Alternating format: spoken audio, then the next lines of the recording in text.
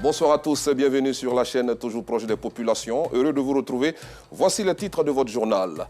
Le transport en commun est célébré ce samedi dans le monde entier. Quelles sont les préoccupations des automobilistes, des passagers, des transporteurs à l'occasion de cette célébration? Réponse à cette interrogation dans quelques instants. À l'international, au Nigeria, l'armée annonce la libération de 17 personnes qui avaient été kidnappées dans le nord-ouest du pays. Merci pour votre fidélité. Place à l'escale 225.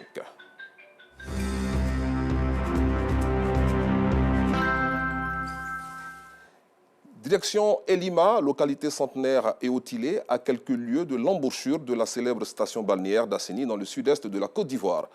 Un village qui cède sous le poids de son lourd et emblématique patrimoine, historiquement riche mais économiquement asséché, au grand désarroi d'un peuple en quête de reconnaissance et en reconstruction identitaire. Nous vous invitons à présent à un voyage au cœur d'Elima avec notre reporter Joël Gossé. Sur cette photo, la première école de Côte d'Ivoire. Elle a été construite en 1882 à Elima, un village du sud-est du pays. Mais que devient ce temple du savoir qui faisait parler de lui dans les années 80 et 90?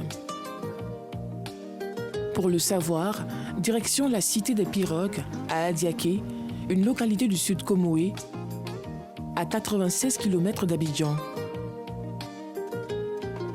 Pour s'y rendre, ce bateau à moteur, accompagné de Lucien Cablancan, responsable du service culturel de la radio d'Adiaké, qui nous sert de guide. Tout le monde à bord.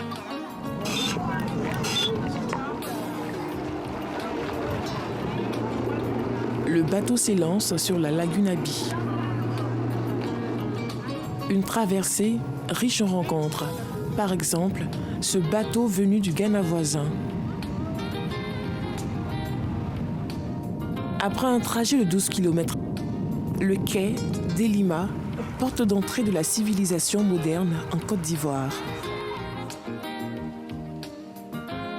Avant toute visite, un tour chez les gardiens de ce site touristique de notre histoire s'impose.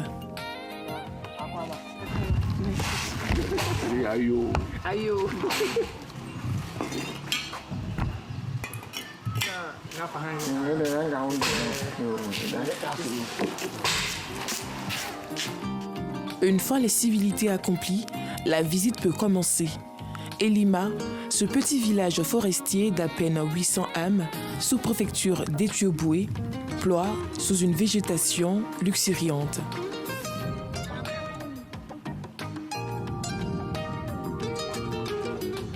À quelques mètres du quai, des piliers et les restes d'un mur indiquant qu'une bâtisse a existé à cet endroit. Il s'agit de la première école de Côte d'Ivoire. Amondoufou II avait plutôt des tendances anglophones et avait commencé à faire clin d'œil aux colons anglais qui étaient déjà installés au Ghana. Et Atuvédié a eu vent de ce que Amondoufou II était en train de faire appel aux colons anglais. Donc, il informe la France et la France lui donne l'autorisation d'implanter un drapeau sur ce site, mais en y construisant, bien entendu, une école. Et donc, il obtient l'autorisation et il construit cette école. Plusieurs enfants des villages environnants sont envoyés dans cette école primaire. L'établissement scolaire démarre avec un effectif de 20 élèves. Il avait besoin des interprètes aussi. C'est ce qui aussi l'a motivé. Pour trouver des gens pour pouvoir traduire, c'est-à-dire tout ce qu'il va dire, les transmettre au Manu. Officiellement ouverte en 1887, le premier instituteur Fridja Émile Gendeur venu d'Algérie. Elle fonctionne pendant 3 ans avant d'être transférée à Assini en 1890. Ce transfert a été opéré par l'explorateur Marcel Trèche-Lapienne. Au nombre des figures emblématiques ivoiriennes qui ont été dans cette école, Joseph Anoma, l'un des compagnons de Félix Houphouët-Boigny dans la lutte pour l'indépendance de la Côte d'Ivoire.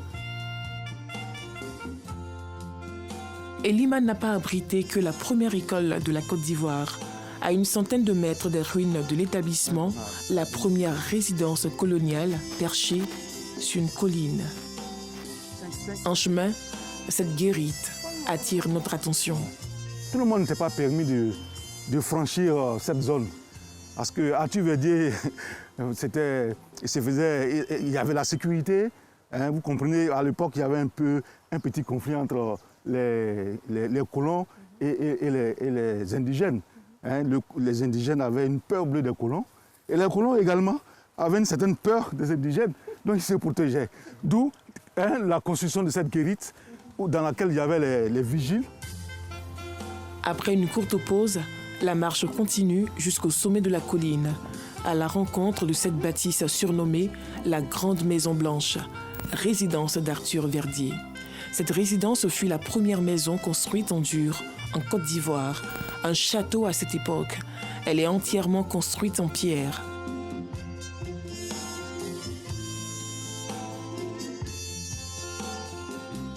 C'est ici que les colons ont élaboré leur plan de pénétration de la Côte d'Ivoire. Visiblement, la broussaille s'est emparée des lieux.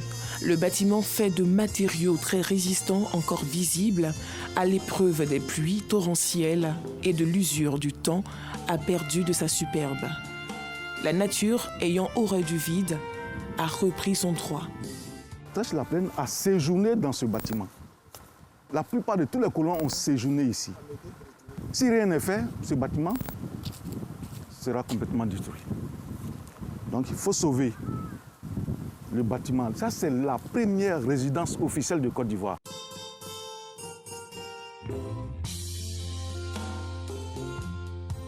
Certains habitants réutilisent quelques restes de la résidence de Verdier à des fins personnelles. Ces tuiles que vous voyez sont venues de la France. Il y a même des écritures dessus. Et il y avait le nom de Pierre-Amédée Bretigner, parce que c'est lui qui était l'homme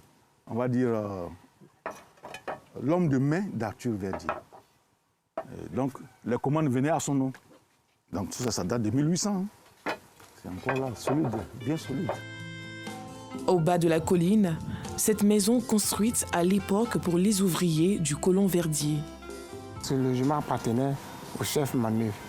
Donc, c'est-à-dire, ceux qui travaillaient ici ne venaient pas de la région. Parce qu'ils venaient du nord, c'est-à-dire le Mali, le Burkina. Et c'est là-bas que les colons partaient chercher ces gens pour venir travailler.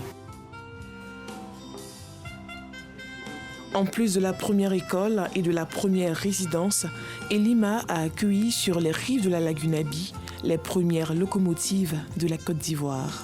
Arthur Verdier avait fait installer un chemin de fer. Il a fait venir une locomotive. Et c'est cette locomotive qui servait à tracter ces bacs à charger le café et le cacao.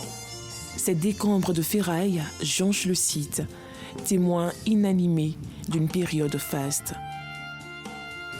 Elima a également abrité la première unité industrielle de transformation du café-cacao et a vu sortir de ses terres en 1870 le premier édifice moderne avec des matériaux importés sous l'appellation de Société des plantations d'Elima, SPE. Le café était d'abord séché et ensuite transporté ici pour être décortiqué, torréfié et ensuite transporté en France. À ce joyau architectural datant du XVIIIe siècle s'ajoute ce centre de santé. Il y avait tout un monde à Elima, c'est ici qu'ils venaient se soigner. Voilà ce qui reste de cette infirmerie. La cité d'Elima, après avoir servi de porte d'entrée du savoir et de la culture du café et du cacao en Côte d'Ivoire, est aujourd'hui à la traîne. Alors qu'au Ghana voisin, la première école occidentale créée à Cape Coast, à la même époque, est aujourd'hui un grand centre d'éducation. Le souhait des populations d'Elima, mettre fin au balbutiement du développement dans cette partie du pays délaissée après l'époque coloniale.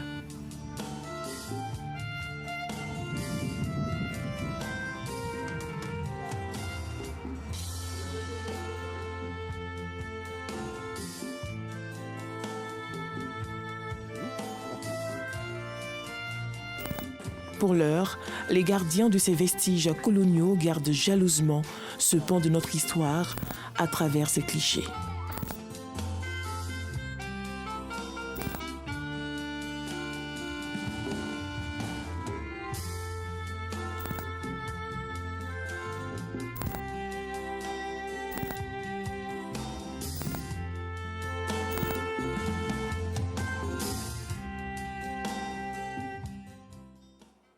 C'est dommage, la célébration du centenaire de l'école à Elima en 1994 et la visite en 2002 de l'UNESCO n'ont pas suffi pour repositionner la Belle Endormie sur l'échiquier des sites historiques et touristiques de notre pays. Et puis chaque année, le monde entier célèbre la journée mondiale du transport en commun. Le 23 mars, un tour d'horizon dans la commune de Cocoudié de Treichville a permis à nos reporters Yacouba Koulibaly et Noussangare de connaître les différentes préoccupations des automobilistes, des passagers, des piétons et du Haut Conseil du patronat des entreprises de transport routier. Leur compte rendu vous sera proposé dans nos prochaines éditions. Restons dans le domaine du transport pour parler du malaise qui règne à Port-Boué. En effet, le nouvel arrêté pris par le maire de la cité balnéaire pour l'assainissement du transport urbain crée des désagréments chez les chauffeurs de taxis communaux, appelés aussi Waro Waro, et chez les usagers. Voici le constat de notre équipe de reportage Stéphane Assouan et Noussangare. Marché de nuit de la commune de Port-Boué. C'est ici que se trouve désormais le nouvel emplacement de la gare des taxis communaux appelée Waro Waro. On n'avait pas une gare, comme vous le voyez. On stationnait de gauche à droite, la mairie prenait une pièce comme on voulait. Quand ils te prennent, la case c'est à 64 000, c'est à 64 000, on n'a pas de gare fixe. Le maire, c'est assez nous donne une gare. Pour moi, la gare est bienvenue. Une décision qui n'est pas du goût des usagers. Aujourd'hui, je suis venu et descend, on dit non, c'est juste, tu descends là, quand il faut marcher pour aller au marché. Je dis, ça aussi c'est compliqué. Le taximan dit, madame, c'est ici. Elle dit, mais c'est loin. Elle dit, lui, c'est pas son problème, il faut descendre. Et puis, je suis descendu. Ça ne nous arrange pas. Tout à l'heure, je disais au chauffeur que franchement, s'il pouvait me descendre un peu plus loin parce que j'ai des bagages, parce qu'il va au marché. Avant, on descendait un peu plus loin. On faisait le tour et juste au marché, on garait et on rentrait dans le marché. Mais aujourd'hui, on est obligé de souffrir comme ça. On va faire comment? Et lorsque les chauffeurs de taxis communaux essaient d'aider les usagers, ils subissent la rigueur de la police municipale. Ça ne nous plaît pas, oui, mais regardez, la gare même, c'est pas bien fait. Ça, c'est un. Et puis, la gare ne peut pas contenir tous les véhicules de transport de Port-Boué. Et puis, quand on stationne encore, la mairie nous empêche de travailler. On travaille mal. Toujours on a un problème avec les polices municipales. Que disent l'autorité de la mobilité urbaine du Grand Abidjan, Amuga, et le responsable de l'assainissement du transport communal à la mairie de Port-Boué? Depuis le premier mandat du maire Raymond, de la commune de Port-Boué, il a trouvé que le circuit que les taxis communaux empruntaient allait déranger un peu l'hôtel de ville. Donc il les a délocalisés vers l'auto-école qui est en bas d'un immeuble. Donc il y a une cité où les véhicules normalement faisaient le tour qui était non loin du marché. Et je crois que les riverains de cette cité-là se sont beaucoup plaints et qu'ils avaient tellement de bruit là-bas, donc ça les empêchait. Donc le maire a trouvé un site pour que les taxis communaux puissent rallier ce site-là. Bon, la population est dans son droit de se plaindre. C'est dû au fait que les conducteurs eux-mêmes, par l'indiscipline, refusent d'emprunter l'itinéraire qui a été désigné, où on est venu avec les responsables de l'Amiga, avec le groupe de travail de la commune de Port-Boué, plus certains responsables de la mairie. Et nous avons fait le circuit ensemble et on a trouvé bon que là, les véhicules peuvent passer. Je crois que la souffrance ne va durer que quelques temps parce que ça va se résoudre. Quand la deuxième gare sera ouverte, je pense que tout ça va connaître une amélioration. Et ce n'est pas pour très longtemps. C'est pas pour très longtemps. Et aujourd'hui, on ne peut pas trop communiquer sur le nouvel itinéraire parce qu'il y a un membre, il y a un membre qui n'est pas encore mis en place. Et donc, pour le moment, vous voyez, c'est vrai que les policiers municipaux sont là. Ils sont surtout là pour réguler l'indiscipline de certains chauffeurs.